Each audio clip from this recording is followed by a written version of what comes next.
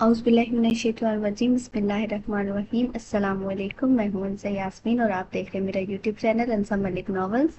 Novel عشق مجازی سے عشق حقیقی اسٹارٹ ہے اور آج ہم پڑھیں گے اس کی قسط نمبر 9۔ لیکن اس سے پہلے اگر آپ نے میرے چینل کو سبسکرائب نہیں کیا تو اسے سبسکرائب کیجیے اور کمنٹس میں اپنے فیڈ بیک ضرور شیئر کیجیے، اور قسط پسند آئے تو اسے لائک کیجیے۔ تو چلیں آج کی قسط اسٹارٹ کرتے ہیں۔ قسط نمبر 9۔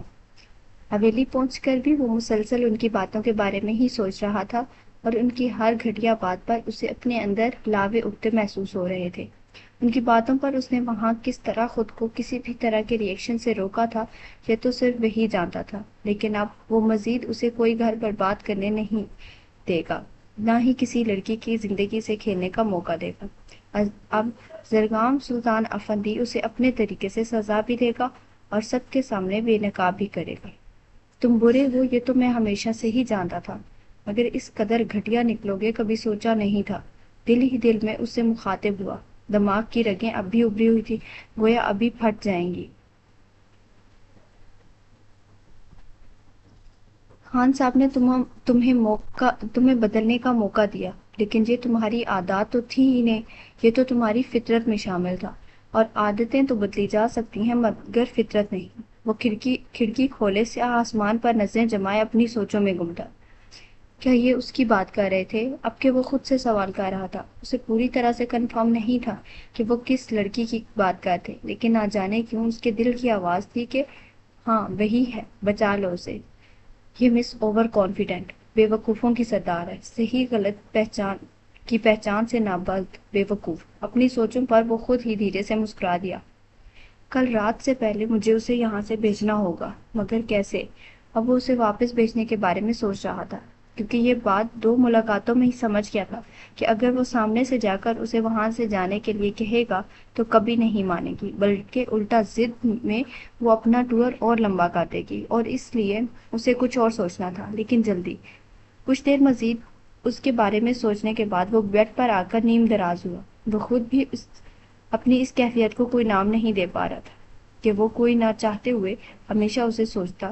روڈ پر ہوئی اس اتفاقیہ ملاقات سے لے کر آج تک شاید ہر دن ہی اس نے اسے سوچا تھا، لیکن وہ لڑکی تو نہیں تھی جو زرگام کی آئیڈیل ہوتی یا اس کی زندگی میں کبھی شامل ہوتی، کیونکہ اس نے ہمیشہ اپنے لیے اپنی مورے اور اپنی گڑیا شبنم کی جیسی ایک نرم لہجے میں گفتگو کرنے والی باپردہ اور معصوم سی لڑکی کو سوچا تھا، جبکہ وہ تو اس کی آئیڈیلائز کی گئی لڑکی سے بالکل ہی مختلف تھی، کیونکہ وہ نہ تو شبنم کی طرح پردہ کرتی، بلکہ وہ تو ہمیشہ اسے ویسٹرن کپڑوں میں ہی نظر آئی تھی، اور نہ ہی وہ اس کی مورے کی طرح نرم لہجہ رکھتی تھی۔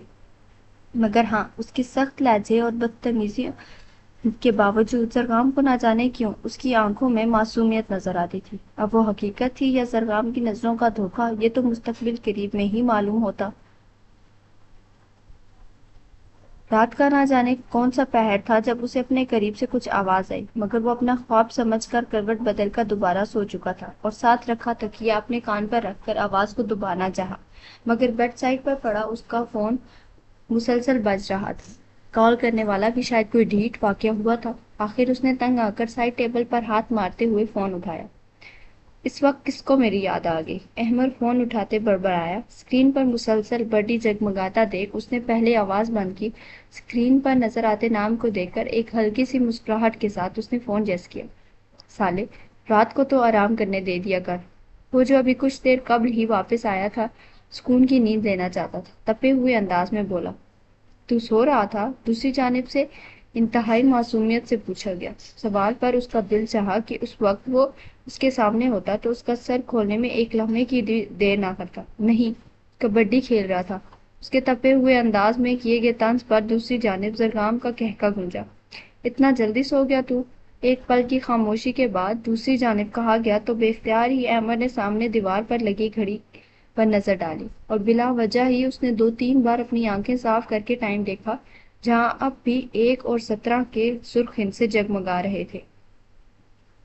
مسٹر زرگام سلطان افندی، یا تو تیرے حویلی کی ساری گھڑیاں خراب ہو گئی ہیں یا پھر تیرا دماغ، اور مجھے پورا یقین ہے دوسرا آپشن ہی صحیح ہے۔ وہ بیک گراؤنڈ کے ساتھ ٹیک لگا کے آرام دہ انداز میں بیٹھتے ہوئے بولا۔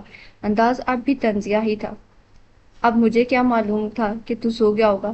میں انسانوں کی قوم سے ہی ہوں، الوؤں کی نہیں، اور عام طور پر انسان رات کو سوتے ہی ہیں۔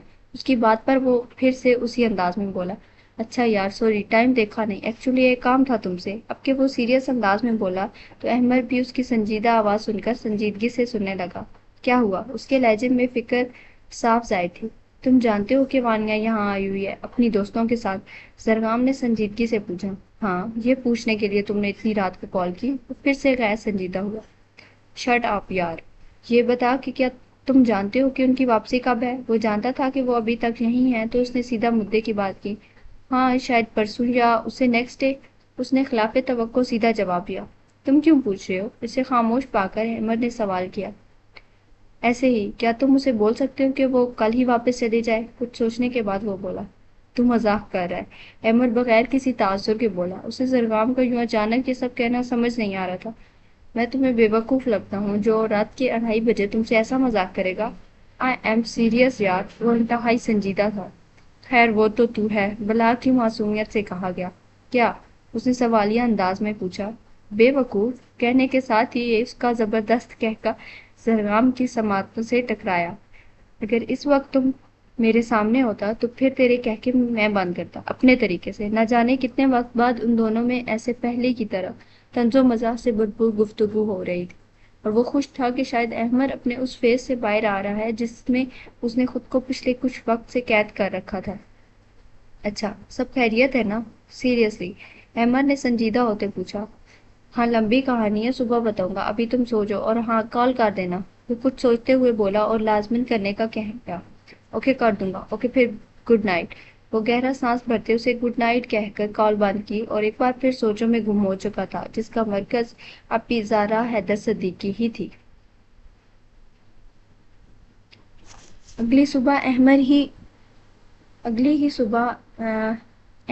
ہی صبح وانیا کو کال کر کے واپس آنے کا کہہ چکا تھا، وہ جو بنا کوئی سوال جواب کیے مان چکی تھی کیونکہ وہ خود بھی واپس جانا چاہتی تھی مگر زارا کی وجہ سے کہہ نہیں پا رہی تھی۔ لیکن جیسے ہی اسے احمد کی کال آئی وہ زارا کو ایمرجنسی کا کہہ کر واپس لا چکی تھی، مگر وہاں آ کر سب نارمل دیکھ زارا اسے کئی بار یوں واپس آنے کی وجہ پوچھ چکی تھی کیونکہ وہ ابھی کچھ اور دن وہاں گزارنا چاہتی تھی اور جو اس نے دیکھا تھا اس سچ تک جانا چاہتی تھی۔ وانیا یار، کیا تم نے امر بھائی سے پوچھا نہیں کہ انہوں نے کیوں ہمیں یوں اچانک اتنی جلدی واپس بلایا ہے؟ وہ دونوں وانیا کے گھر کے لاؤنج میں بیٹھی ٹی وی پر کوئی فلم دیکھ رہی تھی جب زارا نے انتہائی تجسس سے پوچھا۔ جلدی کیسی؟ نیکسٹ ڈے تو ہم آنے ہی والے تھے، تو ایک دن پہلے آگے، وہ بات کو ٹالتے ہوئے بولی کیونکہ اس نے امر سے یوں اچانک واپس بلانے کی وجہ نہیں پوچھی تھی۔ ہاں لیکن ابھی تو مجھے خان حویلی بھی جانا تھا، سارا ٹی وی اسکرین پر نظریں جمائے اپنے ہی دھیان میں بولی جبکہ اس کی بات پر وانیا کا چہرہ سفید ضرور پڑ گیا تھا۔ خان حویلی کیوں؟ وہ اپنی گھبراہٹ پر قابو پائے بولی، ان سب کے بارے میں جاننے کے لیے وہاں کے لوگ ان سب کو کی خاص طور پر خان صاحب کی اور خانم کی کتنی تعریف کر رہے تھے نا، تو بس ان سے ملنا چاہتی تھی۔ وہ اب بھی اپنے ہی دھیان میں بول رہی تھی جبکہ اس کی بات پر وانیا نے گہرا سانس لیا۔ خبردار، جو اب تم نے وہاں جانے کی بات کی تو کوئی بات ہوگی، اسی لیے بھیا نے ہمیں واپس بلایا ہے۔ وانیا نے اسے سختی سے تنبیہ کرتے ہوئے۔ تمہارے بھیا کو ویسے ہی کوئی خواب آیا ہوگا رات کو، ورنہ پرابلم کیا ہونی تھی؟ پرابلم کا سن کر ایک لمحے کو تو اس کے سامنے وہ رات گھوم گئی جب ان 4-5 لڑکوں نے اسے تنگ کیا تھا، مگر پھر مکھی اڑانے جیسے انداز میں بولی، اور ویسے بھی مجھے کسی بارے میں کچھ جاننا تھا۔ اب کی بار وانیا کے چہرے سے نظریں ٹکائے بولی جبکہ اب وانیا کا انداز بغیر کسی تاثر کے تھا۔ تم لوگوں کو نہیں جانتی ہو کہ لوگ کب کس سے کیوں دشمنی پال لیں، کچھ سمجھ نہیں آتا۔ وانیا کھوئے ہوئے انداز میں ایک خلائی نقطے پر نگاہیں جمائے بولی، تو تم بتا دو مجھے کہ سچ کیا ہے؟ سارا مکمل سنجیدگی سے بولی۔ کون سا سچ؟ اس کی بات پر وانیا کے لہجے کی گھبراہٹ زارا نے بخوبی نوٹ کی تھی۔ وہی سچ جو تم مجھ سے 2 سال سے چھپا رہی ہو، اصیل کا سچ۔ وہ بنا کسی لمبی چوڑی تمہید کے سیدھا مدعے کی بات پر آئی۔ جو بات میں خود نہیں جانتی اس کے بارے میں تمہیں کیا بتاؤں؟ وہ اب کے ذرا سنبھل کر نارمل سے انداز میں بولی۔ تم یہ کہنا چاہتی ہو کہ تم اصیل کو نہیں جانتی؟ زہرا نے پوچھنے کے بعد اس کے چہرے کی طرف دیکھا جو اب بھی نارمل ہی تھا۔ ہاں شاید، وہ پہلے نارمل انداز میں جبکہ دوسرا لفظ اس نے اپنے دل میں کہا تھا۔ میں تمہیں کچھ بتانا چاہتی ہوں۔ اس کے انداز سے زہرا کو یہی لگا کہ وہ سچ کہہ رہی ہے، جبکہ وہ ابھی تک اصل کی باتوں کو سمجھنے کی کوشش کر رہی تھی۔ وہ کیوں ہر بار اسے غلط کہہ کر جاتا، جبکہ گناہ تو اس نے کیا تھا، اور وانیا نے خود اسے وہاں دیکھا تھا اور ثبوت بھی تھا اس کے پاس جو وہ لے چکا تھا اس سے۔ کیا؟ زہرا کی بات پر اس نے سوالیہ انداز میں پوچھا۔ یہ کہ میں نے میں وہاں دوبارہ جانا چاہتی ہوں، وہ اپنی بات بدلتے ہوئے بولی، جسے وانیا نے بھی نوٹ کیا تھا، مگر بولی کچھ نہیں۔ میں تمہیں سب کچھ بتا چکی ہوں، پھر بھی۔ اور پھر وہ ایسے آزاد خیال بھی نہیں ہوتے۔ لڑکیوں کے لیے کافی پابندیاں ہوتی ہیں، ان کی پڑھائی کو لے کر، ان کی ڈریسنگ کو لے کر، باہر آنے جانے پر۔ وہ سنجیدگی سے اسے سمجھا رہی تھی۔ اب کم آن یار وانی، میں کوئی پوری زندگی وہاں تھوڑے ہی نہ گزارنی ہے، اور ویسے بھی مجھے ان کا کلچر، ان کا رہن سہن جاننے کا ہی تو کریز ہے۔ وہ کافی پرجوش انداز میں بول رہی تھی، جبکہ وانیا اسے دیکھ کر تعجب میں سر ہلا کر رہ گئی۔ اور پھر اپنے کریز کے چکر میں ان سر پھرے پٹھانوں سے دشمنی مول لینا ہے۔ وانیا اس کے انداز پر تپے ہوئے انداز میں بولی تو وہ کھلکھلا دی۔ یار کیسی پٹھان ہو تم، اپنے ہی پٹھانوں کے خلاف بول رہی ہو؟ زہرا نے اسے چھیڑتے ہوئے کہا۔ میں خلاف نہیں بول رہی ہوں، تمہیں حقیقت بتا رہی ہوں، وہ اپنی سنجیدگی سے بولی۔ اچھا یار موڈ آف مت کرو، ابھی ابھی تھوڑی نہ جا رہی ہوں، وہ اس کا سیریس انداز دیکھ کر اس کے گرد بازو کا دائرہ بناتے ہوئے اسے پچکارتے ہوئے بولی۔ وہ بھی اپنے بازو اس کے گرد لپیٹتے دھیرے سے مسکرا دی۔ اسے واپس آئے 2 ماہ گزر چکے تھے۔ اس دوران زرگام تو ہر ہفتے ہی اس سے ملنے آیا تھا۔ ایک بار خان صاحب بھی جب کسی کام سے اسلام آباد آئے تو وہ بھی اس سے مل کر گئے تھے، اور ابھی 2 دن پہلے بھی زرگام لالا اور سائم لالا اس سے مل کر گئے تھے، مگر نہ جانے کیوں آج اسے بے چینی سی ہو رہی تھی۔ صبح سے ہی اس کا دل اداس تھا، اسی وجہ سے وہ آج یونیورسٹی بھی نہیں گئی تھی، اور اب بھی ہاسٹل کے روم کی کھڑکی سے باہر مصروف سڑک پر نگاہیں جمائے نہ جانے کن سوچوں میں گم تھی۔ کیا سوچ رہی ہو؟ اسے سوچوں میں گم دیکھ کر مریم اس کے قریب ہی رکھی دوسری کرسی پر بیٹھتے ہوئے پوچھنے لگی۔ کچھ خاص نہیں، بس سب کی یاد آ رہی ہے، وہ اپنی سوچوں کو جھٹکتے ہوئے دھیرے سے مسکرا کر بولی۔ اس کا اردو لہجہ مکمل صاف نہیں تھا، وہ جب بولتی تو اس کے لہجے میں پشتو لہجے کی آمیزش ہوتی جو اس کے منہ سے کافی بھلی محسوس ہوتی۔ ایک بات پوچھوں؟ مریم کو اس کے ساتھ رہتے ابھی زیادہ وقت نہیں ہوا تھا، پہلے وہ اکیلی ہی رہتی تھی۔ پچھلے ہفتے ہی مریم اس ہاسٹل میں آئی تھی، وہ اکیلے نہیں رہنا چاہتی تھی، اور اس کے ساتھ کوئی میٹ بھی نہیں تھی، اسی لیے وارڈن نے شبنم سے بات کر کے اسے اس کے ساتھ روم دے دیا۔ جی پوچھیں؟ وہ دھیمی سی آواز میں بولی۔ میں نے سنا تھا کہ پٹھان بہت سخت ہوتے ہیں، وہ قدرے ہچکچاتے ہوئے بولی۔ اچھا، یہ آپ نے کس سے بولا؟ یہ آپ سے کس نے بولا؟ اس کی بات پر شبنم مکمل دلچسپی سے اس کی جانب متوجہ۔ ایسے ہی سنا تھا کہ وہ لڑکیوں کو زیادہ تعلیم نہیں دلواتے اور انہیں آزادی نہیں ہوتی کہیں آنے جانے کی، کیا یہ صحیح ہے؟ وہ اسے اپنی جانب مکمل متوجہ دے کر پوچھنے لگی۔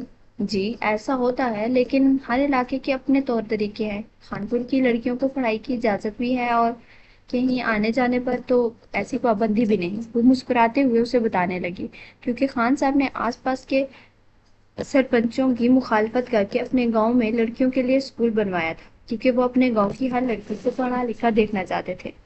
اور محبت؟ کیا خانپور کی لڑکیوں کو محبت کرنے کی اجازت ہے؟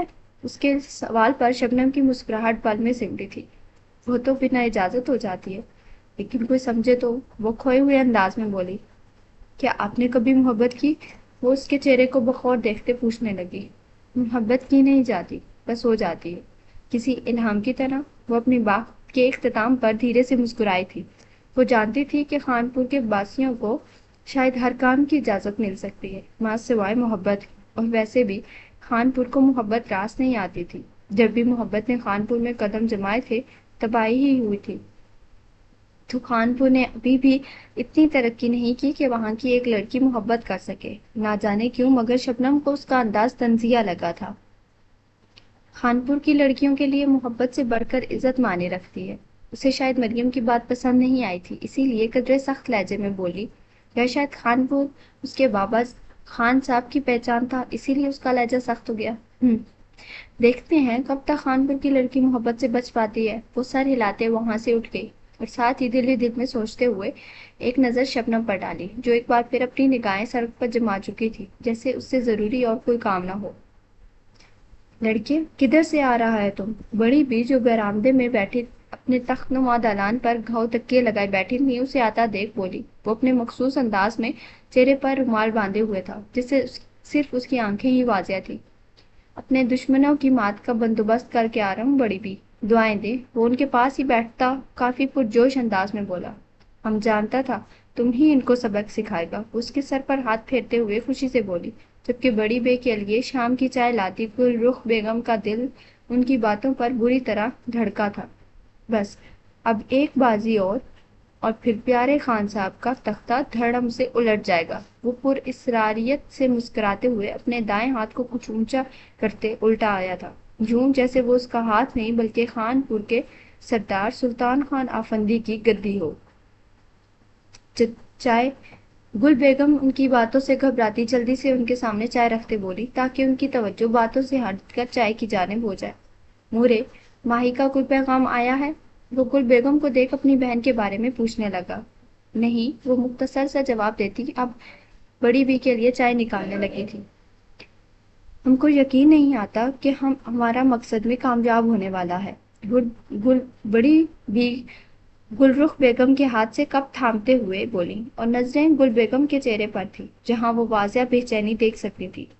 تم کو بھی مبارکہ گل رخ، ہمارا پوتا تمہارا بدلہ بھی لے گا۔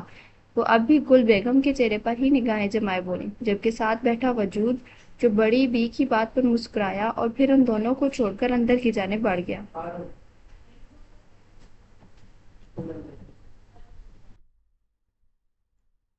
آخر ہمارا بیٹا کا بدلہ خان صاحب سے لے ہی لے گا، بھلے ہی دیر سے، وہ ایک انکار بھرتے ہوئے نفرت بھرے لہجے میں بولی، جبکہ گل بیگم آنے والے طوفان سے پناہ مانگنے لگی کیونکہ وہ جانتی تھی کہ طوفان چاہے خان پور میں آئے یا ویر پور میں، تباہی دونوں طرف میں ہی ہونی تھی، اور اس بار اس تباہی میں کس نے برباد ہونا تھا یہ تو اوپر والا ہی جانتا تھا۔ آج 22 سالوں کے بعد انہیں لگا کہ ان کی ادیب کا فیصلہ درست تھا، کم سے کم وہ اس طوفان سے تو محفوظ تھی، مگر کون جانے وہ اس سے بھی بڑے طوفان سے لڑ رہی تھی۔ اب قسمت کس موڑ پر جانے والی تھی یہ تو آنے والا وقت ہی بتانے والا تھا۔ یہ تھی آج کی ایپیسوڈ، آئی ہوپ آپ لوگوں کو پسند آئی ہوگی۔ اگر پسند آئی ہے تو اسے لائک کیجئے اور میرے چینل انسا ملک ناولز کو سبسکرائب کیجئے۔ اگلی قسط تک کے لیے اللہ حافظ۔